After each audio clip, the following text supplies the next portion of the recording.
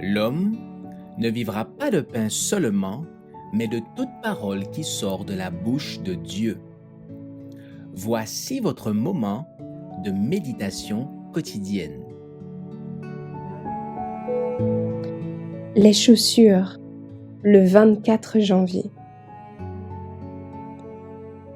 Mettez pour chaussure à vos pieds le zèle que donne l'évangile de paix. Éphésiens 6, verset 15. Une épidémie de crimes sévit actuellement, devant laquelle tous ceux qui ont la crainte de Dieu sont frappés d'horreur. Chaque jour apporte la nouvelle de conflits politiques, de fraudes, de violences, de désordre, d'indifférence aux souffrances humaines, de meurtres atroces commis avec une abominable férocité.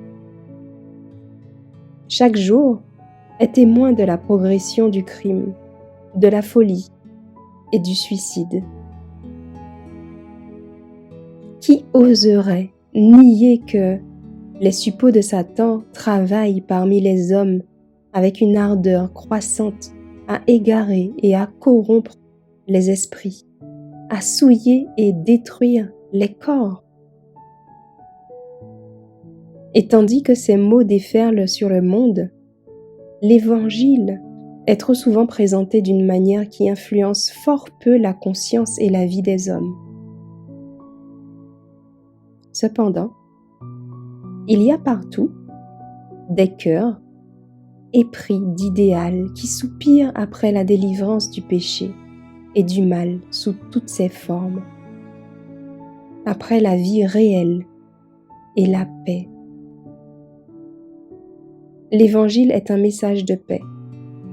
S'il était reçu et suivi, la paix, l'harmonie, le bonheur existeraient sur toute la terre.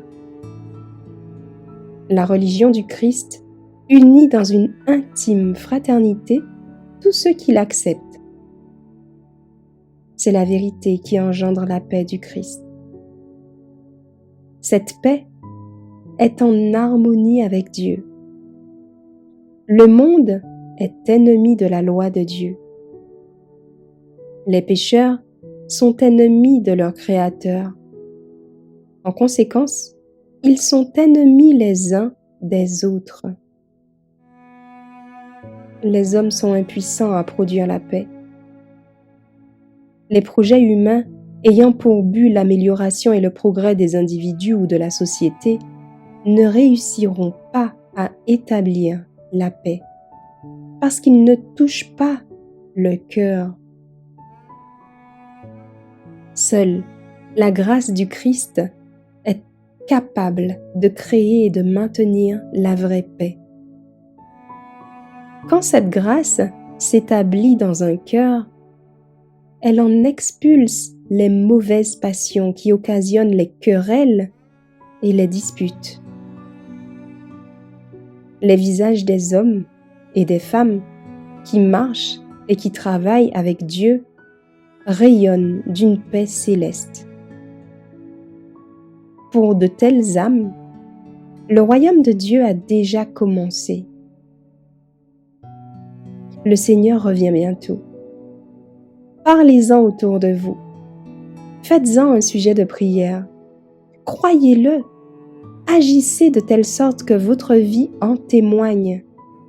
Revêtez l'armure du chrétien et mettez pour chaussure à vos pieds le zèle que donne l'évangile de paix.